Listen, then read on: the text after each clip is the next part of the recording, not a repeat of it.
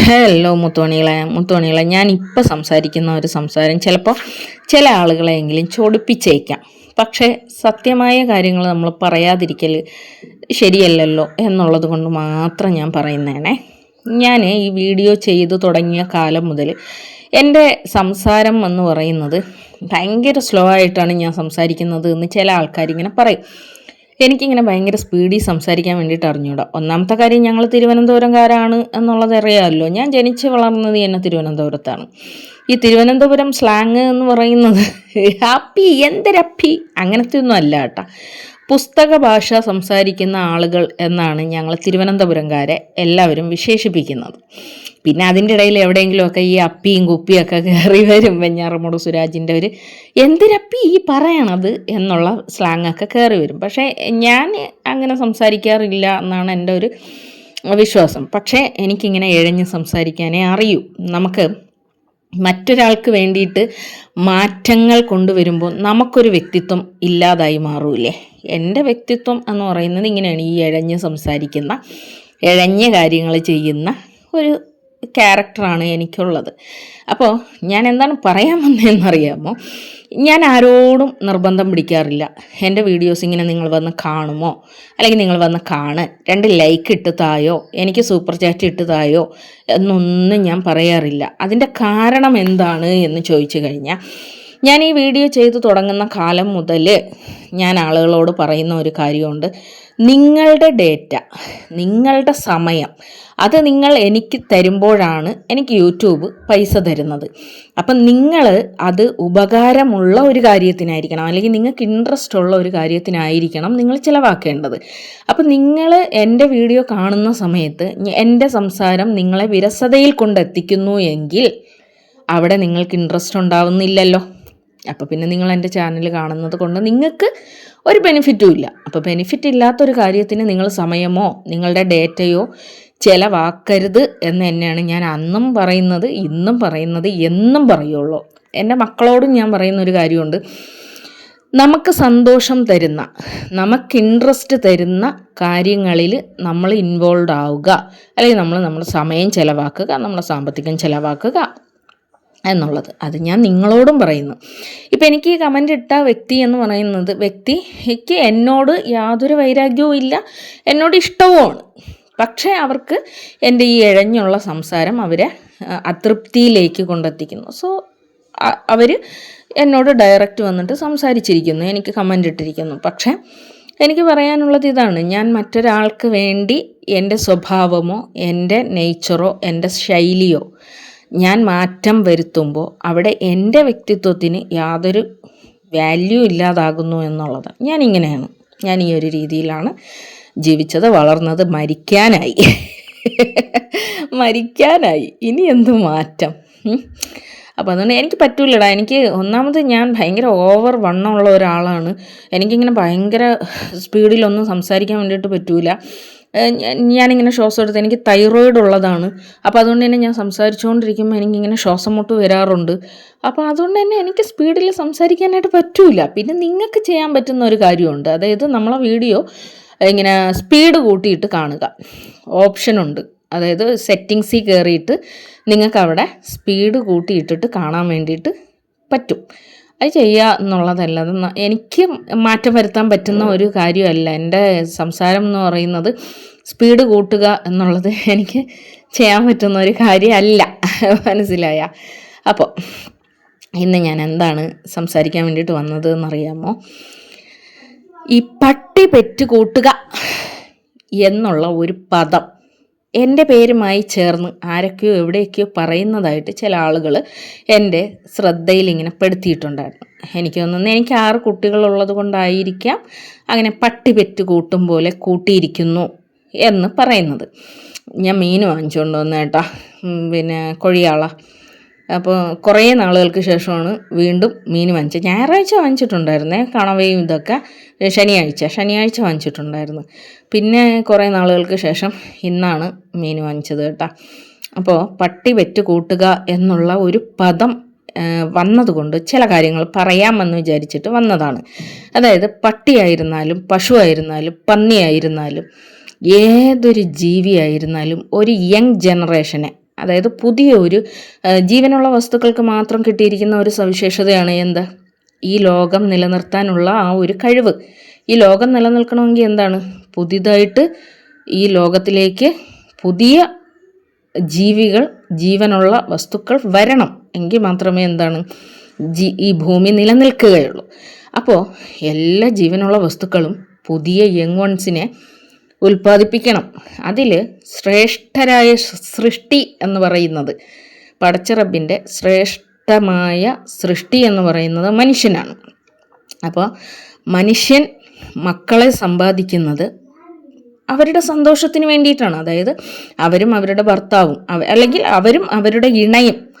ഇപ്പം പിന്നെ ഭർത്താവ് എന്നൊന്നും പറയാൻ വേണ്ടിയിട്ട് പറ്റില്ല, കാരണം മാരേജിനൊന്നും വലിയ വാല്യൂ ഒന്നും കൊടുക്കാതെ ലിവിങ് ടുഗദറിൽ കിക്ക ബക്ക ബുക്ക എന്നൊക്കെ പറഞ്ഞുകൊണ്ട് കുറേ ആരെങ്കിലുമൊക്കെ വിളിച്ച് വീട്ടിൽ കയറ്റി അങ്ങനെയൊക്കെ ജീവിക്കുന്ന ആളുകളൊക്കെ ഉണ്ടല്ലോ. അപ്പോൾ അത് നമുക്ക് തെറ്റു പറയാനില്ല, കാരണം നമ്മളെ രാജ്യത്ത് അതൊക്കെ സ്വാഭാവികമാണ്. ഒരാളുടെ വൈഫായിരുന്നാലും വേറൊരാളുടെ കൂടെ ഒളിച്ചോടി പോയി കഴിഞ്ഞാൽ എന്ത് ചെയ്യാൻ പറ്റും? ഒന്നും ചെയ്യാനില്ല. അവർക്ക് അതാണ് ഇഷ്ടം എങ്കിൽ ഇപ്പോൾ തന്നെ കണ്ടില്ല, അഖിൽ എന്ന് പറയുന്ന ഒരു യൂട്യൂബറിൻ്റെ വൈഫ് ഒളിച്ചോടി അത്രേ. ഒരു ബസ്സിലെ കിളിയുമായിട്ടാണ് ഒളിച്ചോടിയത്. അപ്പോൾ അവരെ പോലീസ് സ്റ്റേഷനിലേക്ക് എത്തിച്ചിട്ടുണ്ടായിരുന്നു. എത്തിച്ചപ്പോൾ ആ പെൺകുട്ടിയോട് ചോദിച്ചപ്പോഴത്തേക്കും പെൺകുട്ടിക്ക് അയാളോടൊപ്പം ജീവിക്കാനാണ് ഇഷ്ടം, അഖിലിൻ്റെ ഒപ്പം ജീവിക്കാൻ ഇഷ്ടമില്ല. എന്ത് ചെയ്യാൻ പറ്റും? ഒന്നും ചെയ്യാൻ വേണ്ടിയിട്ട് പറ്റൂല. അപ്പോൾ അതുകൊണ്ട് തന്നെ നമ്മളെ രാജ്യത്ത് ഇണ എന്ന് പറയുന്നതായിരിക്കും കുറച്ചും കൂടി നല്ലത്. അപ്പം അവരും അവരുടെ ഇണയും കൂടി സ്നേഹിക്കുമ്പോഴാണല്ലോ, സ്നേഹം പങ്കുവെക്കുമ്പോഴാണല്ലോ ഒരു കുഞ്ഞുണ്ടാകുന്നത്. ഇപ്പോൾ ആട്, പട്ടി, പശു, പൂച്ച ഇതൊക്കെയും തന്നെ ജീവനുള്ള വസ്തുക്കളാണ്. ഈ ജീവനുള്ള വസ്തുക്കളൊക്കെയും തന്നെ പുതിയതായിട്ടൊരു യങ് വൺസിനെ ഈ ഭൂമിയിലേക്ക് കൊണ്ടുവരുമ്പോൾ വളരെ വലിയ വേദനകൾ സഹിച്ചിട്ടാണ് അവർ കൊണ്ടുവരുന്നത്. എന്തേ പന്നി വെറും പോലെ പെറ്റുകൂട്ടിയിരിക്കുന്നു എന്ന് പറയുന്ന ആളുകൾ, പന്നിക്കെന്തേ പ്രസവ വേദന ഇല്ലേ? പട്ടി വെറും പോലെ പെറ്റുകൂട്ടിയിരിക്കുന്നു എന്ന് പറയുമ്പോൾ പട്ടിക്കെന്തേ പ്രസവ വേദന ഇല്ലേ? അവരും പ്രസവിക്കുക തന്നെയാണ് ചെയ്യുന്നത്. പിന്നെ പട്ടിയെയും പന്നിയെയൊക്കെ ഇങ്ങനെ ആളുകൾ പറയുന്നത് എന്തുകൊണ്ട് എന്ന് ചോദിച്ചു കഴിഞ്ഞാൽ, പട്ടിയും പന്നിയും ഒക്കെ ഒരു പ്രസവത്തിൽ തന്നെ 5-8 കുട്ടികൾ ഉണ്ടാവാറുണ്ട്. ഇനി അതുദ്ദേശിച്ചിട്ടാണോ അവരങ്ങനെ പറയുന്നത് എന്ന് എനിക്കറിയാൻ പാടില്ല. പക്ഷെ അങ്ങനെ പറയുന്നത് തെറ്റാണ്. അതിൻ്റെ കാരണം എന്ത് എന്ന് വെച്ച് കഴിഞ്ഞാൽ, ഒരു സ്ത്രീ പ്രസവ വേദന അനുഭവിച്ച ഒരു തവണ പ്രസവ വേദന അനുഭവിച്ച ഒരു സ്ത്രീ രണ്ടാമത് പ്രസവിക്കാൻ വേണ്ടിയിട്ടൊന്ന് അറയ്ക്കൂടെ, ഒന്ന് പേടിക്കും. അപ്പോൾ 5-6 പ്രസവിച്ചിട്ടുണ്ട് എങ്കിൽ ആ സ്ത്രീയുടെ ഗട്ട്സ് നിങ്ങളൊന്ന് ആലോചിച്ച് നോക്കുക. അത്രയും അവർ വില്ലിങ്ങാണ്. എന്തിന്? അവരൊരു കുഞ്ഞിനെ പ്രസവിക്കാൻ വേണ്ടിയിട്ട് വില്ലിങ്ങാണ്, ആ വേദന സഹിക്കാൻ വേണ്ടിയിട്ട്. അറിഞ്ഞിട്ടും, ആ പ്രസവ വേദന എന്താണെന്ന് അറിഞ്ഞിട്ടും അത് സഹിച്ച് വീണ്ടും ഒരു കുഞ്ഞിനെ പ്രസവിക്കാൻ അവർ തയ്യാറാകുന്നുണ്ട് എങ്കിൽ അവർ ഭയങ്കര ധൈര്യശാലികളും ഭയങ്കരമായ ആളുകളെന്നേ ഞാൻ പറയുള്ളൂ. എനിക്ക് ഭയങ്കര ഇഷ്ടമാണ്.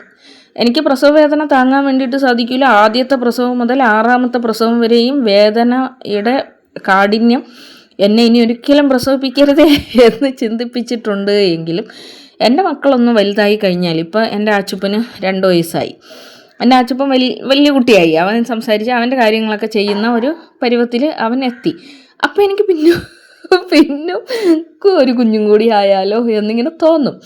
പക്ഷെ പ്രസവ വേദന നമുക്ക് സഹിക്കാൻ വേണ്ടിയിട്ട് പറ്റുകയില്ല. അപ്പോൾ ഞാൻ പറഞ്ഞു വരുന്നത്, ഇനി എത്ര തന്നെ പെറ്റ് കൂട്ടി എന്ന് പറഞ്ഞാലും, ഇപ്പം എന്നെ പട്ടി വെറും പോലെ പെറ്റുകൂട്ടി എന്നാരെങ്കിലും പറയുന്നുണ്ടെങ്കിൽ അവരത് അവരുടെ ഫ്രസ്ട്രേഷൻ തീർക്കുന്നതാണ്. കാരണം എന്ത് എന്ന് വെച്ച് കഴിഞ്ഞാൽ, ഞാനൊരിക്കലും എൻ്റെ മക്കളെ എൻ്റെ ഇഷ്ടത്തിനാണ് ഞാൻ പ്രസവിച്ചത്, എനിക്ക് വളർത്താൻ പറ്റും എന്നുള്ള ഒരു കോൺഫിഡൻറ്റോടു കൂടിയാണ് ഞാൻ പ്രസവിക്കുന്നത്. അതുപോലെ എൻ്റെ 6ാമത്തെ കുഞ്ഞിനെ ഞാൻ ഗർഭിണിയായിരിക്കുന്ന സമയത്താണ് എൻ്റെ ഹസ്ബൻഡിന് ജോലി നഷ്ടപ്പെട്ട്, ആരോഗ്യം നഷ്ടപ്പെട്ട് എൻ്റെ ഹസ്ബൻഡ് ഒരു കിടക്കയിൽ കിടക്കുന്ന സമയത്താണ് ഞാൻ 6ാമത് പ്രഗ്നൻ്റ് ആവുന്നത്. ഈ 6ാമത്തെ കുട്ടീനെ കുറിച്ച് പറയുമ്പോൾ ഭയങ്കര അലിഗേഷനാണ് ഉണ്ടാകുന്നത് കേട്ടോ. അപ്പോൾ ആ സമയത്ത് എൻ്റെ കുഞ്ഞ് എൻ്റെ വയറ്റിലുണ്ട് എന്നുള്ളത് ഞാൻ നാട്ടുകാരോടും വീട്ടുകാരോടും, എന്തിന് എൻ്റെ അമ്മയോട് പോലും പറയാൻ വേണ്ടിയിട്ട് എനിക്ക് തോന്നിയില്ല. അതിൻ്റെ കാരണം എന്ന് പറയുന്നത്, ഞാൻ ആഗ്രഹിച്ചിട്ടാണ് ഞാൻ പ്രഗ്നൻ്റ് ആയത്. എൻ്റെ ഇഷ്ടം കൊണ്ടാണ് ഞാൻ പ്രഗ്നൻ്റ് ആയത്. അപ്പോൾ അവിടെ എൻ്റെ വിഷമതകളും എൻ്റെ നഷ്ടങ്ങളും ഞാൻ മറ്റൊരാളോട് പറഞ്ഞ് കരയുന്നത് കൊണ്ട് എനിക്ക് യാതൊരു ബെനിഫിറ്റും ഇല്ല. അത് ഞാൻ സ്വീകരിച്ചേ മതിയാകുള്ളൂ. കാരണം എന്താണ്, ഞാൻ ആ കുഞ്ഞിനെ ആഗ്രഹിച്ചിരുന്നു, ആ കുഞ്ഞെൻ്റെ വയറ്റിലുണ്ട്. അപ്പോൾ പിന്നെ ആ കുട്ടിയെ ഞാൻ എന്ത് ചെയ്യണം? ഞാൻ പ്രസവിച്ചേ മതിയാവൂ. അതിന് ഞാൻ എൻ്റെ അമ്മയുടെ അടുത്ത് എന്ന് കരഞ്ഞു പറഞ്ഞത് കൊണ്ടോ ഈ നാട്ടുകാരോട് അയ്യോ ഞാൻ ഗർഭിണിയാണ് എന്ന് പറഞ്ഞ് ഞാൻ നിലവിളിച്ചത് കൊണ്ടോ വല്ല കാര്യമുണ്ടോ? അതുകൊണ്ട് ഞാനത് എൻ്റെ മനസ്സിൽ തന്നെ ഇട്ട് ഞാൻ എൻ്റെ കുഞ്ഞിനെ സുഖമായിട്ട് പ്രസവിച്ചു എന്ന് പറയുമ്പോഴും നമ്മൾ നല്ലോണം പിന്നെ സാമ്പത്തിക ഞെരുക്കത്തിലായിരുന്നു, ആരോഗ്യപരമായിട്ട് ഭയങ്കര വീക്കിലായിരുന്നു. പക്ഷെ എങ്കിലും സഹായിക്കാൻ ഒരു മനുഷ്യനുണ്ടായിരുന്നില്ല. ഒറ്റയ്ക്ക് തന്നെ ആ പ്രസവം എടുക്കേണ്ടതായിട്ട് വന്നിട്ടുണ്ടായിരുന്നു. എല്ലാം ചെറിയ ചെറിയ മക്കളായിരുന്നു, ബാക്കി ഉണ്ടായിരുന്നതൊക്കെ ചെറിയ ചെറിയ മക്കളായിരുന്നു. അങ്ങനെയുള്ള വിഷമതകളെല്ലാം ഉണ്ടായിരുന്നു. എങ്കിലും എൻ്റെ ആഗ്രഹം കൊണ്ട് ഞാൻ നേടിയെടുത്ത ആ കുഞ്ഞിനെ ഞാൻ എൻ്റെ സ്വന്തം പ്രയത്നം കൊണ്ട് പ്രസവിച്ചു. അപ്പോൾ അങ്ങനെ പ്രസവിച്ചിട്ട് ഞാൻ എൻ്റെ മക്കളെ കൊണ്ടുവന്ന് നടു റോട്ടിൽ കൊണ്ടുവന്ന് നിർത്തിയിട്ട് അയ്യോ എനിക്ക് 6 മക്കളുണ്ടേ, എനിക്ക് ജീവിക്കാൻ നിവൃത്തിയില്ല, എൻ്റെ ഭർത്താവ് സ്ട്രോക്ക് വന്നിട്ട് കിടപ്പിലായിപ്പോയേ, അയ്യോ എന്നെ നാട്ടുകാർ സഹായിക്കണേ എന്നൊന്നും പറഞ്ഞുകൊണ്ട് ഞാൻ രംഗത്തൊന്നും വന്നിട്ടില്ല. എനിക്കൊരു യൂട്യൂബ് ചാനൽ ഉണ്ടായ സമയത്ത് പോലും ഞാൻ വളരെ ബോൾഡായിട്ട് ആ ഒരു അവസ്ഥയെ നേരിട്ടു. നമുക്കെല്ലാവർക്കും മനുഷ്യരായിട്ടുള്ള മനുഷ്യരെന്നല്ല, ജീവനുള്ള എല്ലാ വസ്തുക്കളും തൻ്റെ ജീവൻ നഷ്ടപ്പെട്ടു പോകുന്നു എന്നറിയുന്ന നിമിഷത്തിൽ, ഇപ്പം നീന്തൽ അറിയാത്ത ഒരാൾ വെള്ളത്തിൽ വീണ് അവൻ മരണപ്പെടാൻ പോകുന്നതെന്ന് മനസ്സിലാവുന്ന നിമിഷം അവൻ നീന്തും.